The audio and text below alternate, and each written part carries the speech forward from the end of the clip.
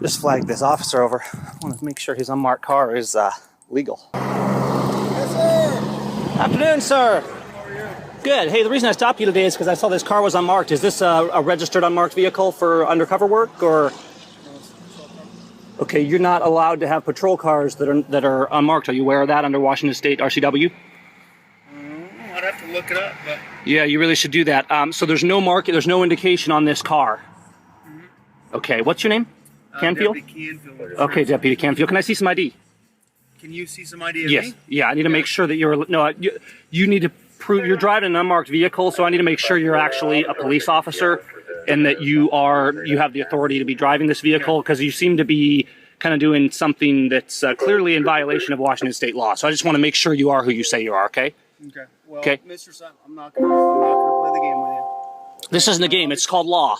Okay. Yeah. So can I see some ID and maybe license, registration, proof of insurance, sir?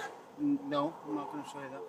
Yeah, this is my ID right here. That's not ID, sir. Yeah. Well, this If I showed you a badge, if you stopped me, would you take that as ID? Come on. Let's be reasonable. Anybody can have a patch, sir. Okay. What about? Is it a big deal for you to show me some ID just so I can make sure? I can show it to you. That'd be cool. That's all I want. I just like to make sure. Canfield GT51. Can I see? Yeah, you can see it. You're not gonna hold it in your hand though. Okay. Let me just get a close look at it there. That's fine. Does that match this? That looks legit to me. I appreciate it. I do. I really do. Driver's license? You got a driver's license too. I appreciate it. I do. I appreciate the cooperation. Are you stopping people in this vehicle? Yeah, I am. Okay. It's completely in violation of Washington state law, and you are culpable in that, the way the law is written. Okay, So you've admitted that you are in violation of Washington state law and that you are stopping people in this vehicle. So what I'm going to encourage you to do, I'm not gonna write you up today. What I am going to encourage you to do is take this car back. I know you're smiling, but we the citizens do have a right to hold you guys accountable. If I'm in open violation of the law, I mean, I could call a sheriff out here and demand that you be written up for this, because you are in open violation of Washington State RCWs. Okay? So I just want you to talk to the sheriff about it. There's a problem with this in Soap Lake as well, and this is why I'm bringing this up lately. I really want you guys to be aware of this. I want you to follow along. Do you understand the safety concern? I mean, let's say it's 12 o'clock at night, my daughter's out driving around, and she doesn't drive yet, but you get the idea. And she gets stopped by what is supposedly a police officer, but there's no markings whatsoever, and that's one of the main reasons you should not be stopping people in a car that's unmarked, because that's when the safety concern really comes in. Somebody doesn't know if they're being stopped by a police officer. So understand that every time you stop somebody in this car, you are in violation of Washington state law, and you can't do that.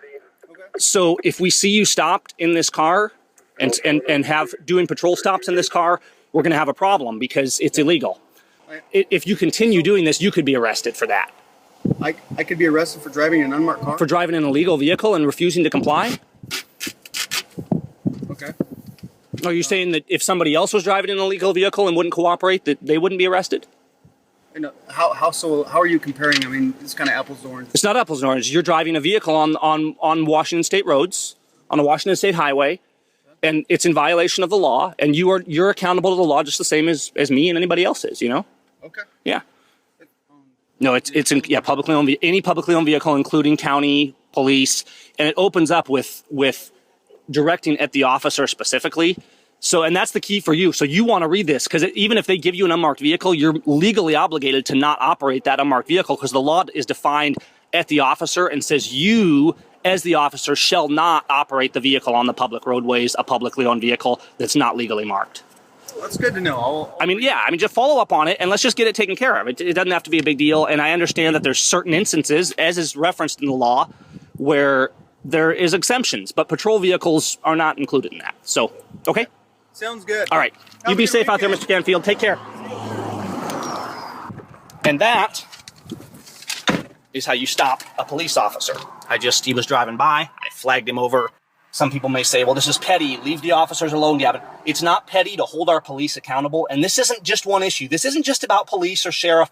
It's not one thing.